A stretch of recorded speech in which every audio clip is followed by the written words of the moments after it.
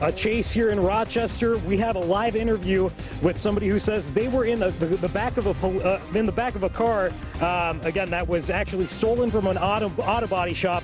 I'm KIMT News 3's Anthony Monzon with the breaking news. Initially, there was just a little hesitancy based kind of on lack of information.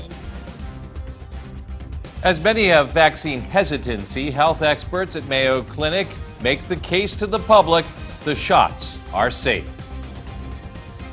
And it's been another cold day across the area, but I am tracking some warmer temperatures and also the chance for snow. I'll have the details on that in my Storm Team 3 forecast.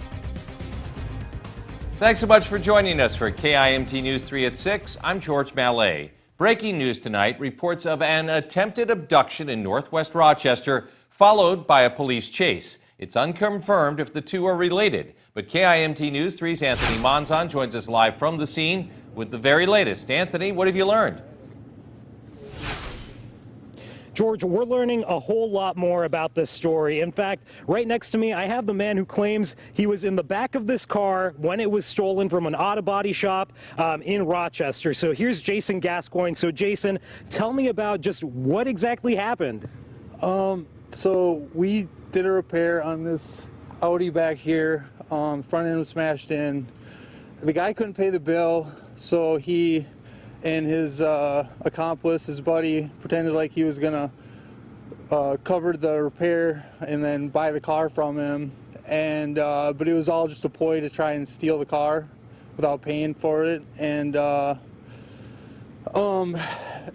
was, looking over. It seemed like he spent about an hour with us looking over the car, and he was just waiting for the moment to try and strike and steal it. And he hopped in the car, slammed it into reverse, slammed it into drive, and all the doors shut, but the only thing that stayed open was the trunk, so I hopped in the trunk. And I hopped in there, and I held on, and I called 911 right away.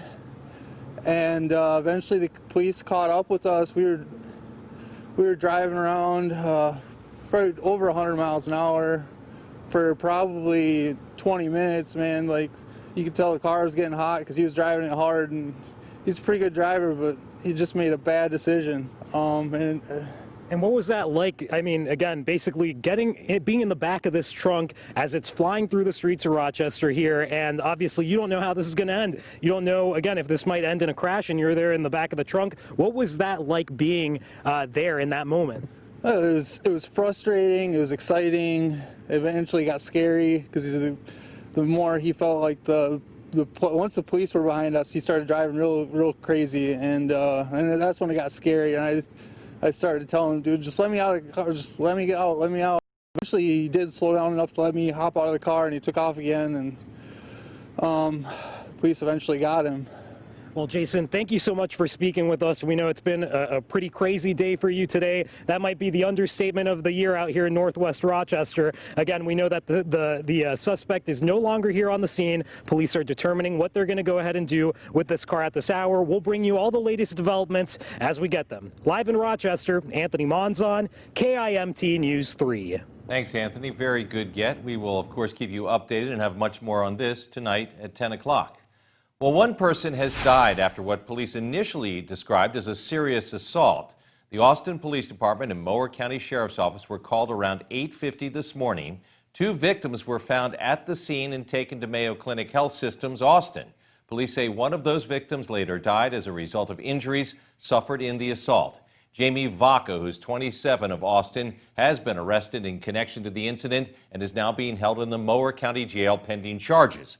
Police, the Sheriff's Office, and the Minnesota Bureau of Criminal Apprehension are continuing to investigate. At this hour, no other details have been released. Well, after hearing patients express feelings of vaccine hesitancy when asked if they'd get vaccinated, medical professionals are speaking out in favor of getting the COVID-19 vaccine. The first shipment of the Pfizer vaccine came into Olmsted Medical Center just yesterday, with more shipments coming in today. Respiratory therapist Jeremy Perso says if we can get large shipments of the spring, it will mean we can see a return to normalcy by this summer. But that means the community is going to have to feel comfortable taking the vaccine. Initially, there was just a little hesitancy based kind of on lack of information and understanding when it all started, that at least in our department, has kind of smoothed out over the last month or so. So with people concerned about safety and side effects of this vaccine, health officials are working to ensure people know it is indeed safe to take. On that note, let's take a live look right now over downtown Rochester on a cool night. Storm Team 3 Chief Meteorologist Aaron White joins me now. Aaron, what are you tracking?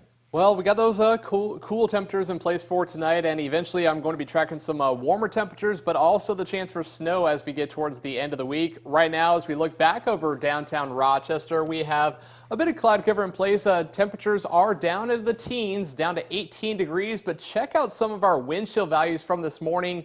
Many areas did see wind chills down into the single digits, and we may see a little bit of that again for tonight. Now, temperatures right now are down into the teens and lower 20s. Currently 21 in Austin and Albert Lee, 20 in Osage, and 19 in Charles City. Now, with the wind out of the south and east, it's going to keep our temperatures from falling too much along with that cloud cover, so really holding steady through this evening and for tonight. But I am tracking the chance for snow and warmer temperatures. Highs back into the 30s on Thursday and Friday, but eventually we will see that chance of snow by Friday night. I'll have more details on that coming up a little bit later in the show.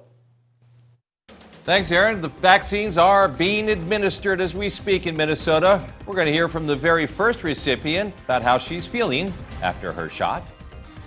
Latest local coronavirus coverage continues on KIMT News 3 at 6. Live from Rochester. Your local news with KIMT News 3's Katie Lang and George Mallet. Tracking storms with Storm Team 3 Chief Meteorologist Aaron White. And sports with Caleb Gillick. This is KIMT News 3. More local news that is happening now from your community.